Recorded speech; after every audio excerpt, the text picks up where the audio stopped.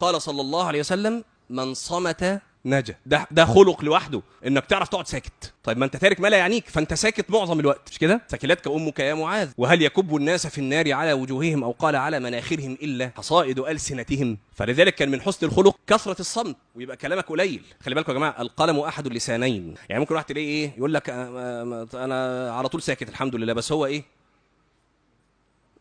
بيشات. هو ساكت صحيح، بس على طول ايه صباعه شغال، يا شات يا منشور على الفيسبوك يا مش عارف ايه على الانستجرام. يا ما هو القلم احد اللسان. يعني انت فاكر ان انت بتتحاسب على اللي بتقوله وما بتتحاسبش على اللي بتكتبه؟ القلم احد اللسانين. فالعلماء عشان بقى يعني ايه يقولوا لك طب ليه من صمت نجا، وليه اسكت كتير واتكلم قليل؟ انتوا عارفين كلام النبي عليه الصلاه والسلام كانت كلماته كلمات معدوده تعد كده. فقالوا بالحسبه العقليه كده الكلام 4 أقسام ما لهمش خامس. كلام شر محض، كله شر، كلام شر، يعني غيبه نميمه الحاجات دي شر، كذب. وكلام فيه خير وشر، يعني كلام انت لو اتكلمته هيبقى فيه جزء كويس وجزء وحش، خير وشر. وكلام لا خير فيه ولا شر، اللي هو الكلام المباح، قاعدين بنتكلم بنتساير بنتسامر، كلام لا خير فيه ولا شر. وكلام خير محض، كلام كله خير، زي الذكر، زي الدعوة إلى الله، زي قراءة القرآن، خير محض. دي ال4 أقسام. في قسم خامس لا تلاقيش. طيب الكلام اللي شر محض ده تتكلمه هتسكت عنه. طب الكلام اللي فيه خير وشر هتتكلمه، هتلاقي نفسك طب وليه؟ طب ما هو فيه خير محض، اتكلم ليه اللي فيه خير وشر؟ يعني ايه اللي زنقني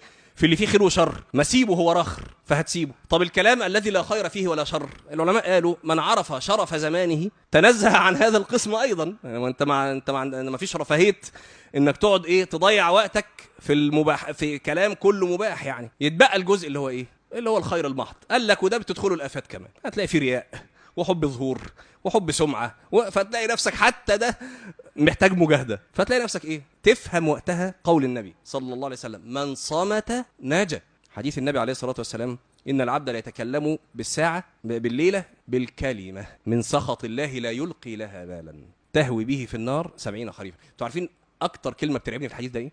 مش تهوي به، طبعا تهوي به النار دي مرعبه، بس اكتر كلمه بترعبني في الحديث ده لا يلقي لها بالا.